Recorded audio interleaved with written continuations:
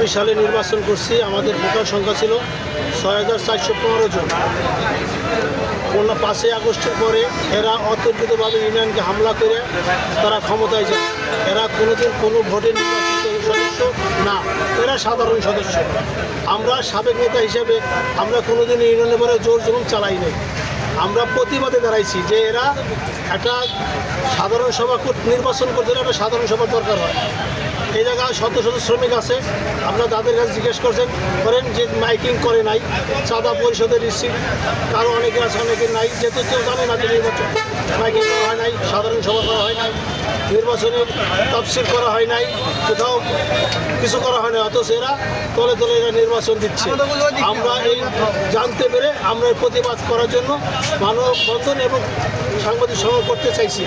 Bundle থাকলে প্রতি সেনমানিতে টাকা বাঁচবে।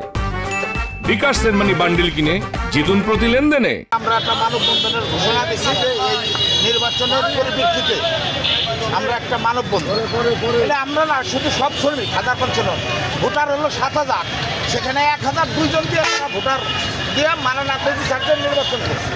বাস স্ট্যান্ডের নির্বাচন, হ্যাঁ অবৈধ নির্বাচন আমরা মানি না। এই একটা মানববন্ধন করছি, সেখানে এসে তারা হাতুড়ি, দেশি অস্ত্র, বিদেশি অস্ত্র নিয়ে আমাদের শ্রমিকের গায়ে হাত দিছে। এই জন্য আমরা আপাতত আমাদের শ্রমিকের ডিসিশন অনুযায়ী আমরা স্বামীর সময় গাড়ি বন্ধ রাখছি। এখনো একটা গাড়িতে 250 টাকা নেয়, কোনো টাকার কোনো লেখা নাই, উল্লেখ নাই, 250 টাকার চাঁদাবাজি করতেছে এদের। আবার আজকে আমলিগি দোসরা সব একত্র হওয়ার চেষ্টা করছে। আমরা এনারা ভাইয়ে দিছি যে একত্র করতে দেবো না আমলিগি দোসরাদের। দেখেন চাঁদাবাজি প্রত্যেক টাকার কাছে সারা চাঁদাবাজি করতেছে, 250 টাকার টাকা নিতেছে। কামরুল নেতৃত্ব করতেছে, কামরুল, তারা, কামাল, জাকারিয়া, এরা 45 সব আমলিগের বড় নেতা, এদের নেতৃত্বে স্থান চলে। গত 17 তারিখে একটা কমিটি গঠন হয়েছে।